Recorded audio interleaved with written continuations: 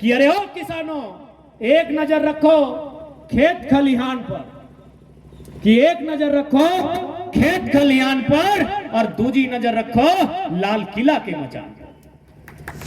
हम थोड़ा सा कठोर कहबो कि मैया और मटिया में अगर एक के चुने हैं तो मटिया के चुनिया, क्योंकि मैया तो एक दिन मर जेतो। भले थोड़ा सुनने में कड़वा लगो कि बाबू तो की बोल रहे, लेकिन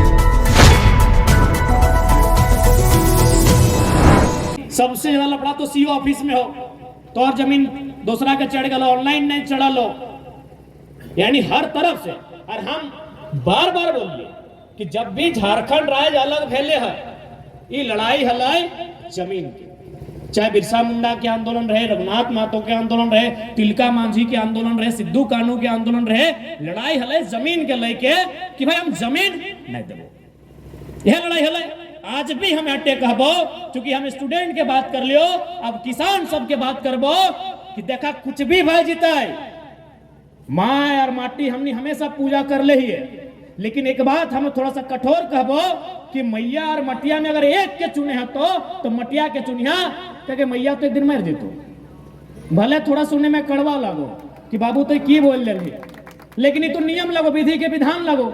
आज मोरे काल मोरे, मैया तो एक दिन मर जितो, लेकिन ये मटिया तब तक रहतो जब तक शायद ये चांद, ये सूरज, ये पृथ्वी रहतो। इसलिए आज ये लड़ाई सबके लगे, माटी के भी लड़ाई लगे। ये सरकार वर्तमान में रहे चाहे पूर्व में रहे, जितना भी मौका मिल रहे, जितना भी पॉलिटिकल पार्टी के झारखंड में मौका मिल रहे, सब अपन जेब भर ले। एक प्रमाण हो, सुने में चर्चा में हुआ है हिये के विधायक के विदेश में संपत्ति है। हर कोयलांचल वाला लग तो बातें नहीं करिया, कोयला के कारी से इतना कम बोलो धनबाद बोकारो के कि हमरा बुझाओ अपनी जन्मदिन इस राज्य में कोई समस्या आता है, एरोप्लेन के टिकट बनाते और विदेश निकल लेते। सेह खातिर देश की जो 5वां प्रधानमंत्री हल चौधरी चरण सिंह, वो एक बात बोल ले रहे कि अरे ओ किसानों, एक नजर रखो खेत खलिहान पर, कि एक नजर रखो खेत खलिहान पर और दूजी नजर रखो लाल किला के मचान पर। देश के 5वें प्रधानमंत्री माननीय चौधरी चरण सिंह ने इन बातों को कहा था। इन बातों का अर्थ क्या है? यानी वो किसान से बार बार अपील किए हैं कि आप पॉलिटिक्स को जानिए, आप राजनीति को समझिए, आप मुर्गा दारू चना में बिक जाते हैं। जबकि आज यदि सबसे ज्यादा जरूरत किसी को है पॉलिटिक्स को जानने का, तो किसान का बेटा को है। उद्योगपति का क्या फर्क पड़ता है? अंबानी साहब नमस्ते लंदन की तैयारी में है। यदि इस देश में यदि कोई फिर कोरोना जैसा प्रकोप आया, हेलीकॉप्टर में चाहे एरोप्लेन में सीधा नमस्ते लंदन कर जाएंगे। यानी इस देश में अगर किसी को समस्या होगी तो किसान, कामगार, मजदूर को होगी। इसीलिए देश के प्रधानमंत्री ने कहा था कि एक नजर रखो लाल किला के मैदान पर और दूसरी नजर रखो खेत खलिहान पर। उनका यह तर्क था कि यदि दिल्ली यानी प्रधानमंत्री के रूप में यदि कोई कंपनी का सेवक, भले आज देश के प्रधानमंत्री बोले, हो सके आप भी उनके फैन होंगे, लेकिन कुछ पल के लिए जो हमारा लॉजिक सुनने के बाद फैन गिरी 1% जरूर कम होगा। देश के प्रधानमंत्री बोले हम प्रधान सेवक है, लेकिन ये कंपनी के सेवक है। कैसे हम उदाहरण आपको दे रहे हैं। यही माननीय प्रधानमंत्री शायद जेनेवा या कहीं समझौता में गए थे पर्यावरण और जलवायु को लेकर। क्योंकि आप लोग भी पढ़े लिखे हैं, एक संपन्न क्षेत्र से है, विकसित क्षेत्र से आप लोग भी हैं, जानकारी होगा। प्रधानमंत्री किसी विदेश गए थे, किसी सम्मेलन में जहां पर्यावरण और जलवायु पर चर्चा हो रहा था। वहां सबसे बड़ा समस्या आया पर्यावरण और जलवायु को दूषित करने में कार्बन डाइऑक्साइड का। अब चर्चा हुआ कि कार्बन डाइऑक्साइड, कार्बन मोनोऑक्साइड, इनको कंट्रोल कैसे करना है या फिर किन कारणों से ये उत्पन्न होता है। तो भारत में पाया गया कोयला, कि कोयला आधारित जितना भी उद्योग है उससे ही कार्बन डाइऑक्साइड होता है, उससे पानी का जल स्तर भी नीचे जाता है। गैस जो मरणशील गैस होता है वो तो पैदा होबे करता है, ओजोन परत भी छिद्र होता है। हमारे देश के माननीय प्रधानमंत्री वहां भाषण दे के आए कि हम भारत में कोयला आधारित जो कंपनी होगा, उद्योग होगा, उसको बंद कर देंगे और जैसे इंडिया वापस आते हैं 100 ब्लॉक बांटते हैं कोयला का, 100 ब्लॉक बांटते हैं। और उसमें से मजेदार बात, 39 को अपना बेटा को, अरे बेटा यानी डायरेक्ट नहीं होता है, गोद लिया बेटा भी होता है, यानी साफ भाषा में कोई एक अडानी नाम करके हैं, बहुत रईस व्यक्ति हैं, 39 को कोल ब्लॉक उनको बांटा गया।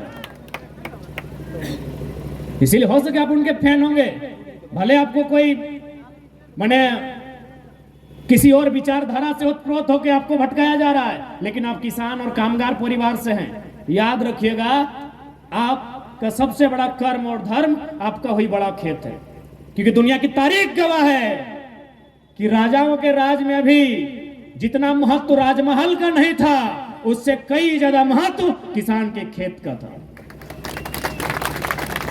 इतिहास को मत भूलिएगा। इसलिए आज एक किसान के बेटे को, एक किसान घर में पैदा होने वाले छात्र को पॉलिटिक्स को जानना होगा। उन्होंने नहीं जाना, उन्होंने इंटरेस्ट नहीं जताया, इसीलिए आज ये दशा है। उसका उदाहरण है 3 गो कृषि का काला कानून। क्योंकि वो काला कानून कब आया था, बहुत सारे लोगों ने समर्थन दिया कि भाई नहीं सही हो सकता है, क्या कि उनके आका लेकर आए थे। लेकिन उनको भी बता दें, ये काला कानून आया था भारतीय संविधान अनुच्छेद 123, जो राष्ट्रपति का अधिकार होता है, राष्ट्रपति का विशेष अध्यादेश। इस कानून का प्रयोग कब किया जाता है, जब तीनों सत्र के अलावे, क्योंकि नियम भारत देश में चाहे रांची की राजधानी में जो विधानसभा है 3 ही टाइम बनता है जब सत्र चलता है, बजट सत्र हो, शीत सत्र हो या मानसून सत्र हो। लेकिन राष्ट्रपति का अध्यादेश तभी लाया जाता है जब देश में कोई इमरजेंसी हो, जब देश में कोई बाहरी शक्ति ने हमला किया हो।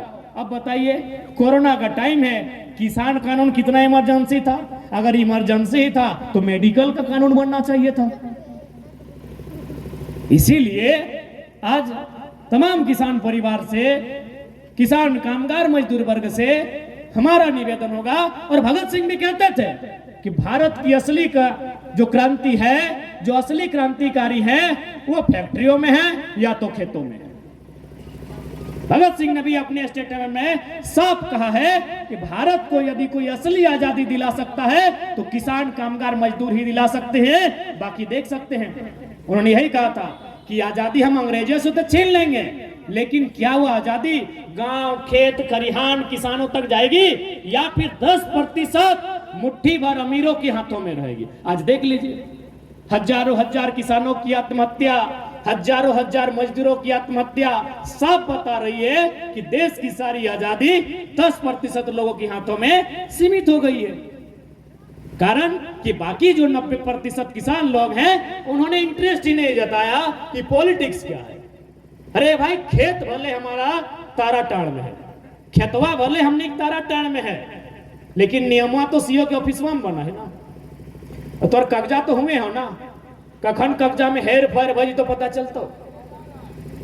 इसलिए इस घुमान में मत रहिए कि खेत खरिहान जंगल बाड़ी बाग बगीचा ये हमारा है और हमारे सामने है, क्योंकि इसका नियम विधानसभा में तय होता है, इसके लिए कानून लोकसभा में बनती है। भाई, वहां से कभी भी छीनने का फरमान जारी हो सकता है, जैसा कि हुआ था। अब थोड़ा सा बात करते हैं 1932 कि भाई 1932 आज जो बार बार लोग रट लगा रहे हैं, बाकी हमारे